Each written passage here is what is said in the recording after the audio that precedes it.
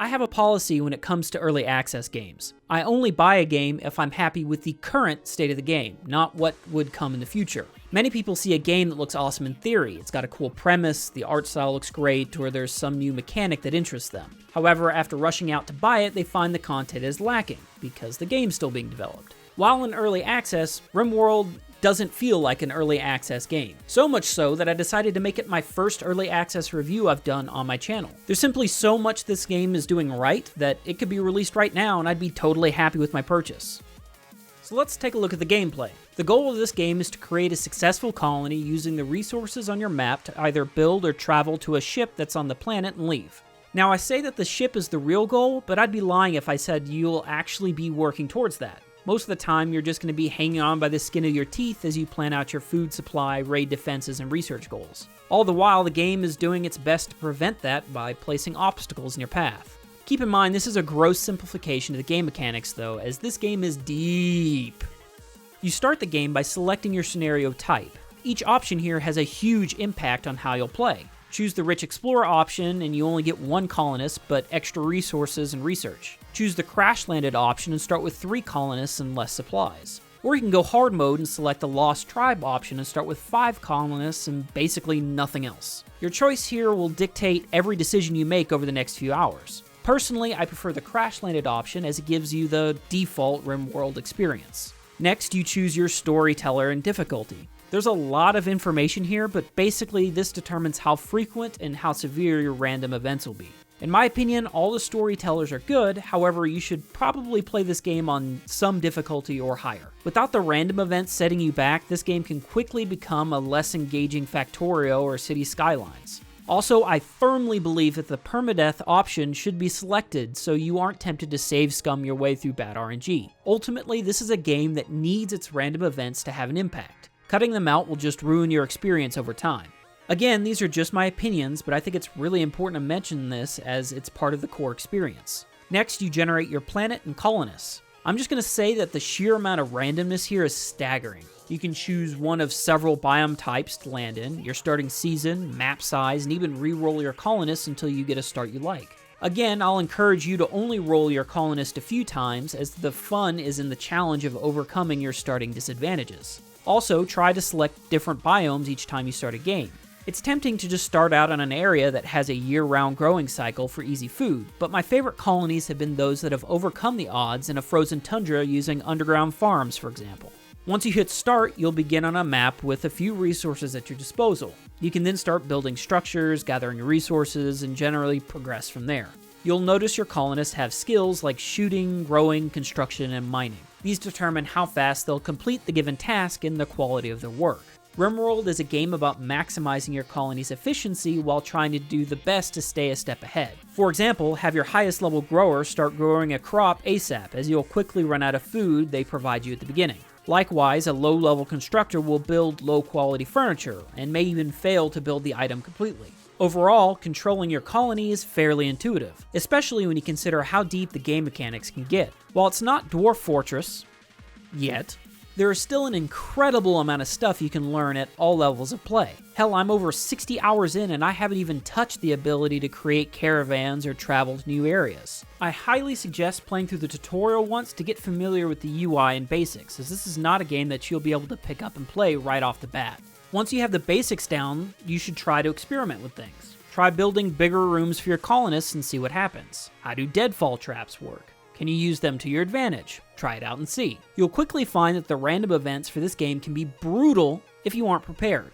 Even playing on easier difficulties, I completely failed 2 or 3 times to make it past the early game before having my colonists torn apart by savage tribes, or burned to death inside their own mountain hovel. However, this is the beauty of the game. You aren't supposed to win every single time you play. You're supposed to fail because you didn't say have fire protection and a flash storm lit up your base. Now, with that knowledge in hand, the next colony you make will have a better fire defense. The same can be said about every aspect of this game. From power management to growing strategies to making money with traders, the game encourages experimentation and then tests your preparation with the random events it throws your way.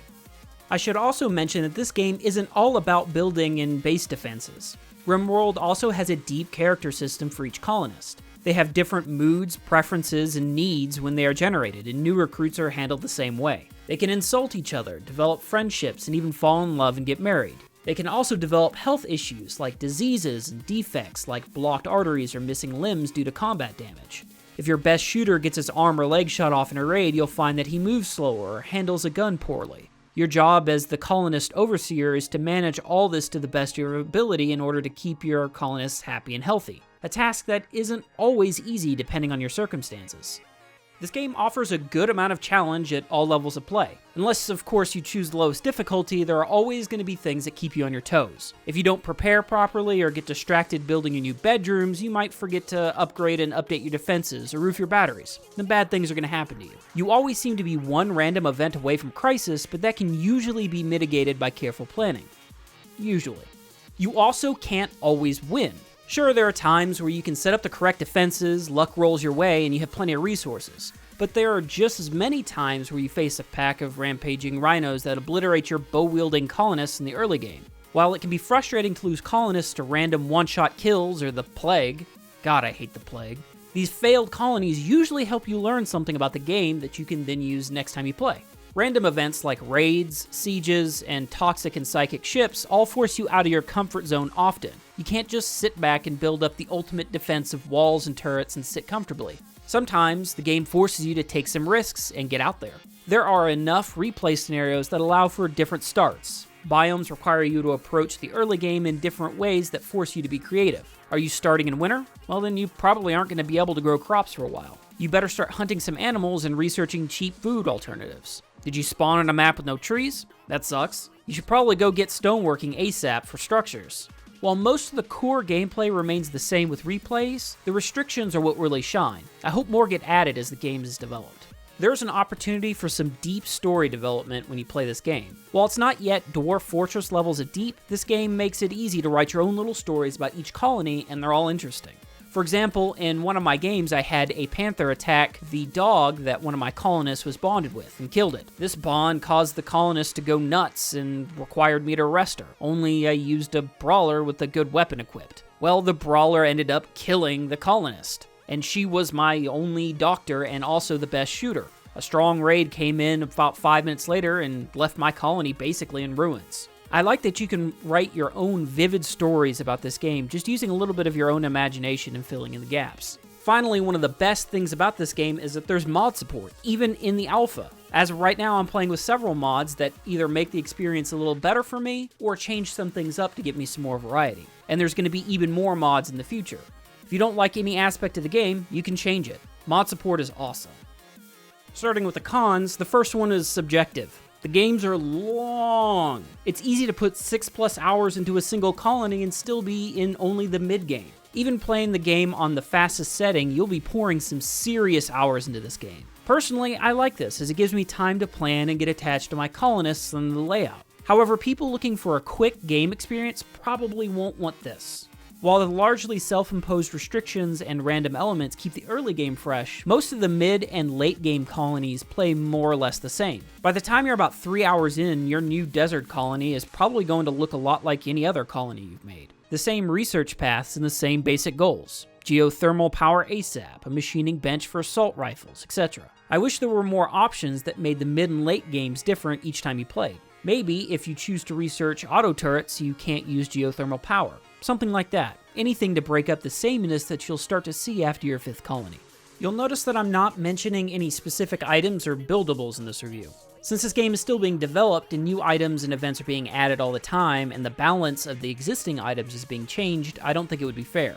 I will say this. There currently is a decisive lack of variety in things like the planting system. However, all the basics are there. You can create health packs and food. It would be nice if there was variety in, say, the healing plants. Perhaps adding plants that have longer grow periods but a stronger effect versus shorter growth periods and a weaker effect. I firmly believe that there will be more added in the future, and if not, there are always mods that can do that for you. Sometimes I found it's hard to get colonists to do things of critical importance. I don't know if it's a bug or an intended feature or my own stupidity, but I had trouble getting colonists to fight fires in certain situations. They would go to put out the flames and seem to select at random. I'll prioritize fires near my walls or critical systems, and I couldn't select them for some reason. I could select fires further away, but not those. I finally relented and let them just do their thing, and lo and behold, they eventually turn around to get the fires that I was trying to get. Normally, it's not a big issue, but if your research bench burns down for something outside your control, it feels bad, man. Especially if you could have prevented it. Some of the random events seem to be a little strong. This obviously doesn't apply if you're playing on Randy Random, because anything can happen, but these can pop up in other game modes too. Don't get me wrong, hard random events are what keeps this game fun. Remember, this isn't SimCity where you're expected to not have any hardships. That said, events like Blight and Plague can absolutely wreck you if they happen in the early game. And they have. Plague in particular forces you to put multiple colonists on strict bed rest for days on end and are really hard to fight. I've had several games this has happened in my first year and my first season, and it puts you so far behind it's almost impossible to recover. I think a little tuning is in order for the early game, maybe reducing the effect dependent on various factors like time played. This game definitely suffers from some space and stacking issues as you move from mid to late game. I believe it has to do with item quantities, health, and ingredients, but it's frustrating to have to expand your fridge for the 4th time because there's 15 single stacks of simple meals that are just not stacked together. I'm not sure what the solution is, probably some sort of mod, but I'd like to see the stack and inventory system be changed so that you can better manage stacks and item storage.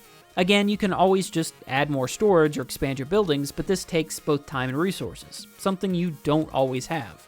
In conclusion, early access or no, this game is fantastic. It's been a while since a game has sucked me in like this. Even though it's still in alpha, it's got so much depth that I've found myself thinking about the game even when I'm not playing it. It's been a long time since a game has done that to me. Even though the price right now on Steam is $30, I've already gotten 60 hours out of the game, and I've just scratched the surface. If you're a fan of simulation games or base building challenges, this is the game for you. But what do you think? Have you played the current alpha or any of the previous builds? What do you think about it? Let people know in the comments. Anyway guys, I appreciate all your support, and I'll see you guys next time. Peace.